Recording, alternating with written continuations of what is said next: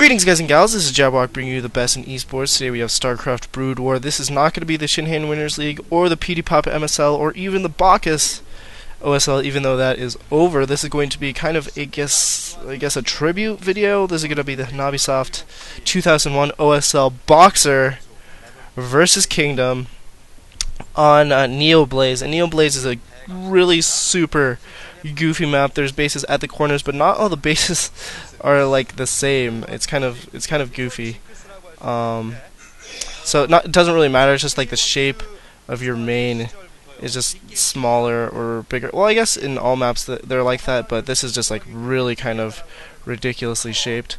At any rate, this video was on Nevake's account, and so I was like, well, I guess I'll cast this because there hasn't been a lot of. And there you can see the map, the bases at the corners. But yeah, so there hasn't been a lot of Pro League VODs out lately, and so I was like, you know what, I've done pretty much everything I want to do in Winners League at this point in time. I mean, like today. So if more VODs come out, obviously I'm going to do them. But yeah, so I've done everything pretty much, and so I'm just going to cast Boxer versus Kingdom. And Kingdom is a lot less known than Boxer, but Kingdom made it qualified for almost every single freaking OSL until his retirement, and he's a really good player. Actually winning a Star League, I believe, in 2003 or something like that, won an OSL. Pro Scout now coming out, and you can see just the corridor. It's like pretty much all chokes because at this point in the game, people were still kind of playing one base, definitely.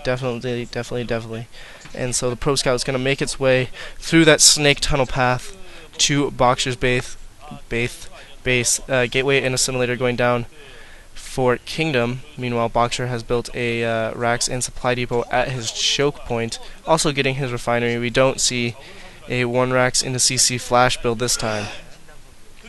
And this is going to be really interesting because both players definitely have different tactics, as this is definitely a different time than the PVT matchups we see today. So I think that this will be kind of a fun thing to watch just right after the Bacchus OSL, and then hopefully I'll be doing a duel for the MSL finals, as well as 2 other duels with 2 other really awesome people, but we'll have to see if that works out. We're not Cybernetics Court going down for Kingdom.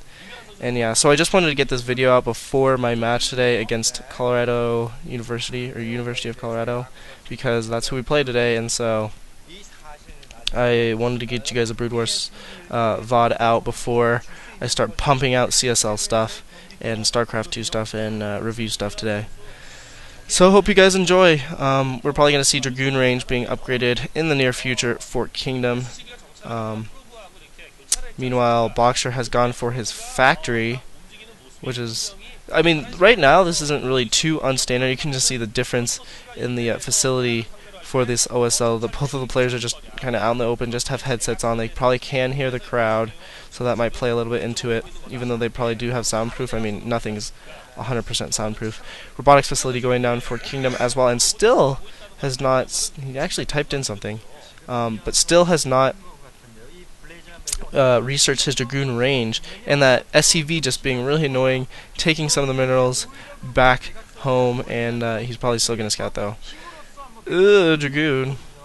See, and you can see the Dragoon micro, how twice he was unable to get a shot off, and if you play Brood War, microing Dragoons is a lot harder than microing Stalkers, comparatively, if you don't believe me, because you have to wait that extra like split second to let it fire, or else it'll like open up its top and then just not fire. Machine shop spinning, probably for Siege Tech is what I'm assuming. He's putting another machine shop on that second factory, and you can see both players really not thinking about expanding, going for this one base play. Robotic support going down as well as another pylon.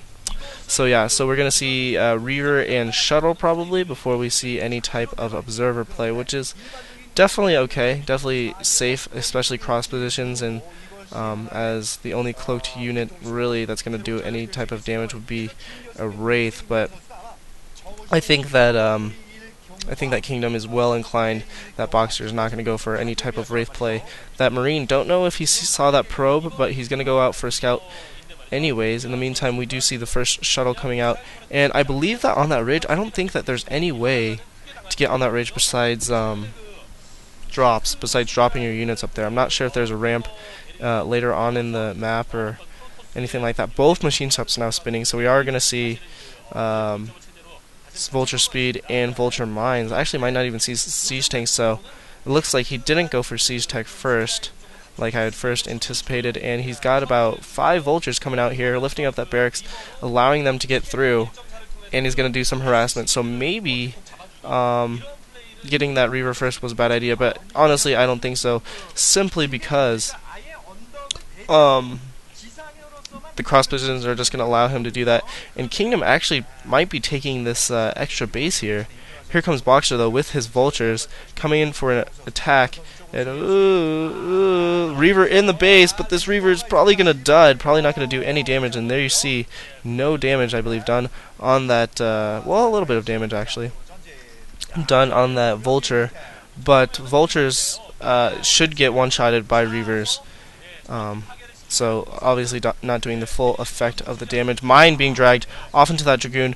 Scarab getting caught right on that gateway. And Reavers are just really freaking stupid, man. They are really dumb. But these vultures are going to be super annoying in the base. There's not really a lot of units for Kingdom, as he did try to expand, it looks like, to that southern position by his base. And meanwhile, these vultures are just going to be laying down mines, and you can see how they're really kind of conservative with their mines. Only about 3 or 4 mines being laid between all 5 of those vultures. And that's really interesting. I'm wondering why he's not laying down more mines. There's a little bit more mines, but honestly, in current Terran play, I mean, you usually lay down a lot more mines than just like 3 or 4, especially because you're harassing with vultures, so they're not going to be triggering the mines at all. And stuff like that. Hopefully another mine going down, but there is an observer there going to be able to pick that off. Only 2 more vultures in the base, and Kingdom is able to deter the last of the vultures. 1 more just right outside the base, not going to do any type of damage though. And Kingdom actually has gone for shuttle speed, which is very, very interesting. Might be trying to do some type of Reaver harass to get back his economy to kind of even things up. This Marine is probably going to scout it though. Not entirely sure, but that Marine might have seen it. Now moving tanks up to that northern position, and he does have missile turrets at the southern position. I wonder why he didn't put them at the northern position, though. That's really kind of interesting. But at any rate, Kingdom's expansion's probably almost up. Needs to be very, very careful. Finally getting that missile turret barely done before that shuttle got in there. And he just got a really tight defense, and these Reavers are so retarded like that. But able to take down 1 of these SCVs. Now 3 SCVs kills. Very, very nice job by Kingdom. Able to even things up just the slightest bit. There's Boxer. And by the way, if you ever look on nevake's account, you guys should go check it out.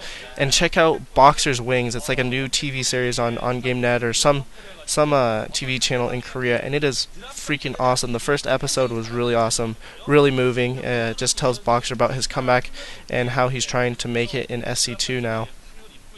And it tells about how, you know, he gives up being a coach for probably SK2-1, I'm assuming, and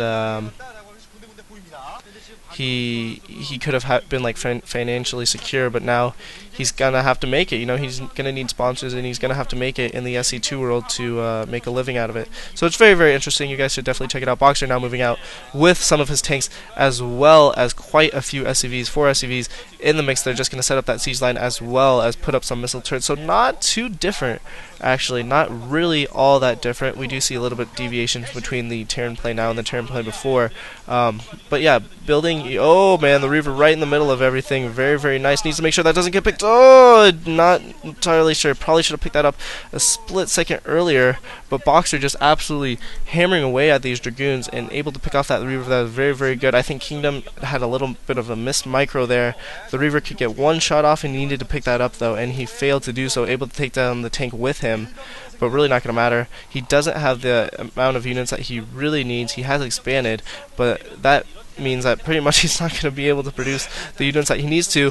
He needs to make sure this tank doesn't go down, though. The tank goes down. The SCVs are not able to repair. Vultures coming in the mix. Marines coming in the mix as well. And honestly, I think that Boxer actually expanding also.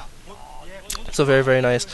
But what I was saying is I think that the biggest difference between StarCraft then and StarCraft now is just the macro, the pure macro of both players. If you see like Flash versus Stork, they would have a lot more units comparatively than like 4 tanks, and so I think that this game in the past was a little bit more micro-oriented, if that makes sense. And it always makes me laugh when you see the Asian guys with the big blonde hair. What the heck is going on? That must be really annoying for all that for all that mist to be going on while they're playing just in the middle of the huge complex that they're playing on. But anyways, Kingdom is pretty much done. I mean, he's trying to build a Stargate, but really, if Boxer's smart, he could switch to something like Elias, get that charm booster, and that would be GG for sure. But there's really no units out for Kingdom. He's trying to expand yet again to that kind of middle top left position, but he's really not going to be able to do anything super effective. And an engineering bay, probably for scouting purposes and site purposes, is being built as well. Meanwhile, Kingdom has elevated his forces to that that heightened position. That doesn't really make sense. You guys know what I mean. He's to that cliff or whatever, and he's just taken bases, man. He has taken 3 more bases, but it's just not going to be enough unless Boxer doesn't produce something like a dropship. Then there's no way that Kingdom is coming back. Oh man. And see, that's the kind of stuff that's just goofy, is going for a, like, not even a 1 base carriers, the good old 1 base carrier build. It's not even 1 base carriers, it's like half a base carriers, and he's got his fleet beacon. And then engineering bay is definitely going to spot this. He's definitely going to be able to get out Goliath, because what, Kingdom's going to be able to make like 1 carrier, 1 or 2 carriers at the very most. This Nexus is going to get sieged down, and I'm assuming a GG, but maybe I haven't watched, because Boxer and Kingdom are before I started actually watching Brood War. But I don't know about the GGs. Maybe it's like, you know, they just elimination. I don't know, because I definitely would have GG'd by now. I mean, he's not in the worst position he could be in, but he's definitely not in the best position that he could be in. Kingdom does have that top left middle base and the bottom right middle base, but not really gonna do him too much, especially because his fleet beacon and his Stargate are unpowered. Not enough range to kill off that fleet beacon, but really doesn't matter. What the heck is another fleet beacon? Wow, this is just absolutely insane. Absolutely insane. Probe's not doing anything of the sort, and wow, maybe you have to shuttle your forces into those individual bases too. That would be super annoying. Here comes a shuttle from Kingdom, and it gets shot down by the missile turrets. Kingdom looking like he's doing a lot, but how much can you really be doing off of 2 bases that you have 1 gateway on? Can't really understand that. And Boxer taking Kingdom's base, saying to him, you may have the Kingdom, but I am the Emperor Terran. Academy going down as well, so he can use his comsats to find the other extraneous bases. And GG coming from Kingdom. I'm surprised that didn't come a lot earlier. So yeah, that was that cast, and they always, back then, they had the goofiest outfits. They look like freaking Power Rangers. Traditional Korean. I don't even know what that is, to be honest. But Boxer pulls out the win. Go check out Boxer's Wings. It's a really awesome series. This is tied up 1-1, I believe. And that's probably going to be it for me, guys. Wish me luck on my game versus CU, and lates.